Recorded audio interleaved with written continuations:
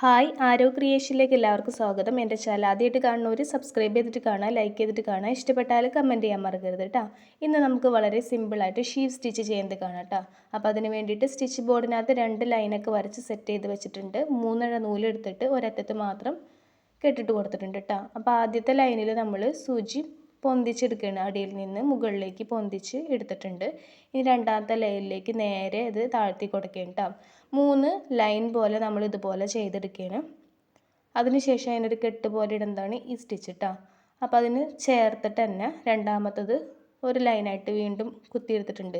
അപ്പോൾ അത് ഒരുപാട് അടുത്തും ആവരുത്, ഒരുപാട് അകലേക്കും ആവരുത്, ഇതേ ഒരു ലെവലിലായിരിക്കണം നമ്മൾ കുത്തിയെടുക്കേണ്ടത് കേട്ടോ. അപ്പോൾ 3 ചെയ്തെടുത്തിട്ടുണ്ട്.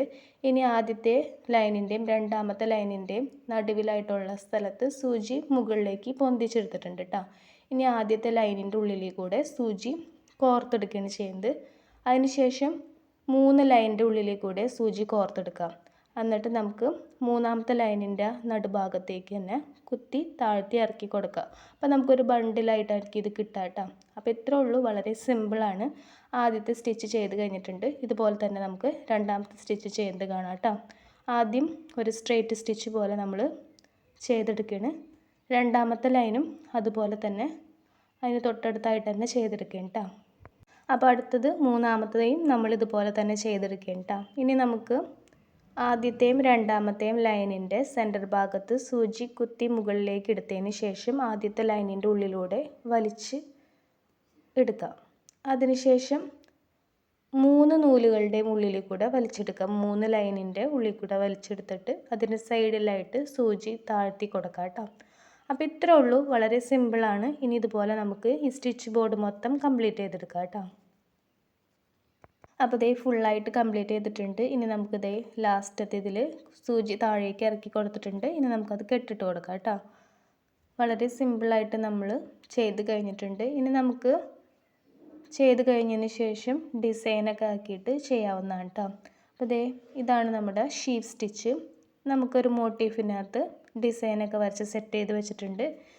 അപ്പോൾ ഇതൊരു മഴവില്ലിൻ്റെ എണ്ണ ഞാൻ വെച്ചാണ് കേട്ടോ. നമുക്കിത് ചെയ്തെടുക്കാം. അപ്പോൾ ഓരോ കളർ വെച്ചിട്ട് ചെയ്തിട്ടുണ്ടെങ്കിൽ കൂടുതൽ ഭംഗിയായിരിക്കും. അപ്പോൾ ആദ്യം ഞാൻ വയലറ്റ് കളറ് ത്രെഡ് വെച്ചിട്ട് ചെയ്തെടുക്കാം കേട്ടോ. വയലറ്റ് കളർ നമുക്ക് ഓരോ സ്റ്റിച്ചായിട്ട് ചെയ്തെടുക്കാം.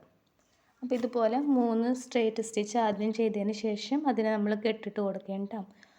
അപ്പോൾ ആദ്യം നമ്മൾ ചെയ്തു, ഇതുപോലെ ഫുള്ളായിട്ട് വയലറ്റും ചെയ്തു, അതുപോലെ തന്നെ വേറൊരു കളർ വെച്ചിട്ട് ചെയ്തു, പിന്നെ മറ്റൊരു കളർ വെച്ചിട്ട് ചെയ്തു, അങ്ങനെ ഫുള്ളായിട്ട് ചെയ്തെടുത്തിട്ടുണ്ട് കേട്ടോ.